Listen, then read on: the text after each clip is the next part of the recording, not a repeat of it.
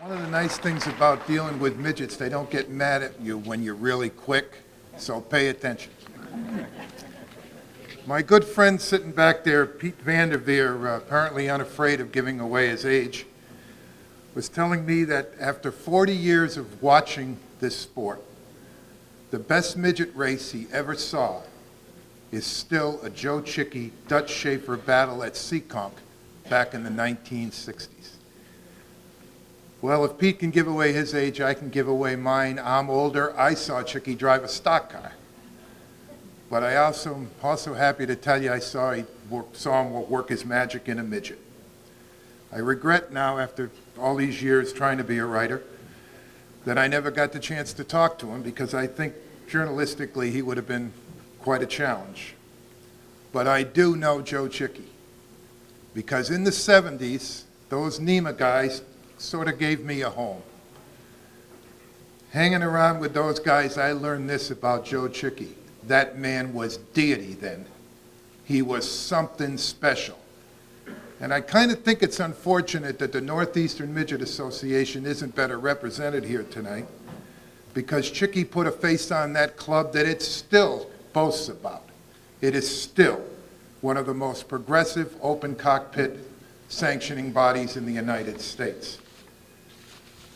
Few people have changed their sport the way Joe Csiki did in an all too short career. As hackneyed as this may sound, we induct into this Hall of Fame tonight a guy who was a racer from head to toe, a driver, an owner, a builder extraordinaire, a blue-collar, dirty hands racer, and a quiet revolutionary. The program pretty much tells you what Joe Csiki accomplished, but there is one sentence that absolutely screams over the past 40 years. In 1966, he became the first driver to win an ARDC championship in something other than an Offenhauser-powered car. You know, it's a damn good thing we're finally hearing those screams. And of course, it was Falcon. The Falcon, Csiki, Falcon. The wash of history kind of puts those things together. But the story is Joe Csiki. He won his first race at Plainville in 1961, and I'm almost positive it was in a Ford Ferguson-powered car.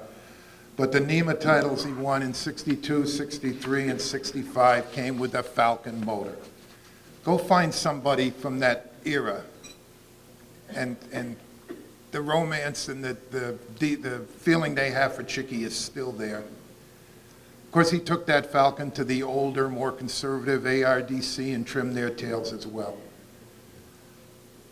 And let me tell you, it wasn't easy then. It wasn't easy at all breaking into that top echelon of the midgets, into the Schaefers, into the Duncans, into the...